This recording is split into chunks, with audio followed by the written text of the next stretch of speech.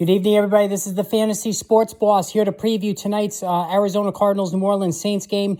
Make sure if you haven't done so already, hit that subscribe button, hit that notification button. Tomorrow is Football Friday. Fantasy football live stream will be tomorrow. It's going to be earlier tomorrow. I have a commitment later on in the day that I have to attend to, so I'm going to probably aim for either 3:30 or 4 o'clock tomorrow, so make sure you look for that notification. Now, in terms of tonight's game, we already know Jarvis Landry, Michael Thomas, and Adam Troutman are all out for the New Orleans Saints, as is Jameis Winston. Winston is only suiting up on an emergency basis, so Andy Dalton will get the start once again.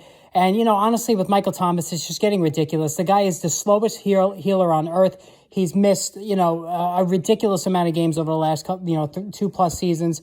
And that continues on tonight. But on the positive side, Chris Olave is going to absolutely go nuts tonight. The Arizona Cardinals have been toasted on defense all season. They've had to play catch-up in almost every game. So Dalton to Olave is going to be a big thing tonight. So if you have shares in Chris Olave, you're going to get off to a very good start this week for sure. The second thing is that Alvin Kamara certainly doing his best work with Andy Dalton under center. So we talked many times about how Jameis Winston doesn't like to check down and throw to his running backs. It's never been a habit of his going back to his Tampa Bay days. He just wants to throw it down the field.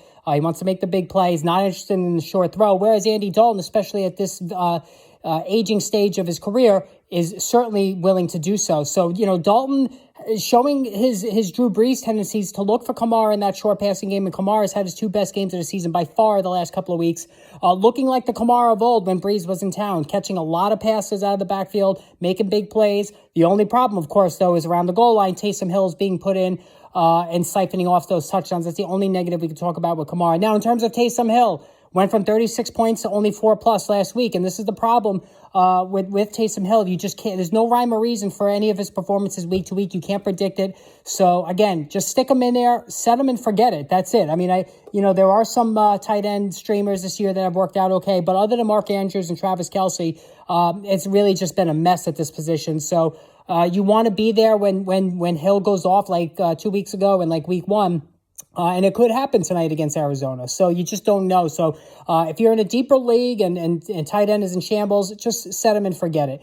As far as the rest of the offense, I'm not starting anybody else in New Orleans. Now, the Arizona Cardinals, they welcome back DeAndre Hopkins. I'm putting Hopkins right back in there. Marquise Brown out for 6 to 8 weeks. We've already found that out earlier in the week. A devastating loss for Kyler Murray in the offense. That means DeAndre Hopkins, who I thought might be put in slowly, getting his feet under him, after missing 6 games with the steroid suspension, he's going to catch a lot of passes. All right, now this is not the DeAndre Hopkins from the Houston Texans days.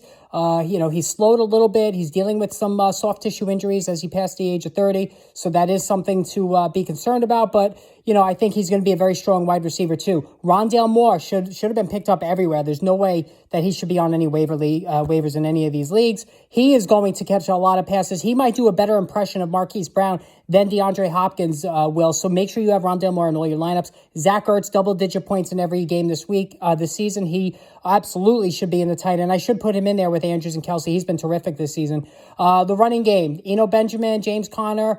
I'm not starting either one of them. I don't think Conner's playing tonight. I didn't check before I came on, but if Eno Benjamin comes in, he was a dud last week against Seattle of all teams, so I'm not starting Eno Benjamin. And Kyler Murray, of course, you're going to start. So that's how I see it. Hit the subscribe, hit the notification button. More videos on the way soon.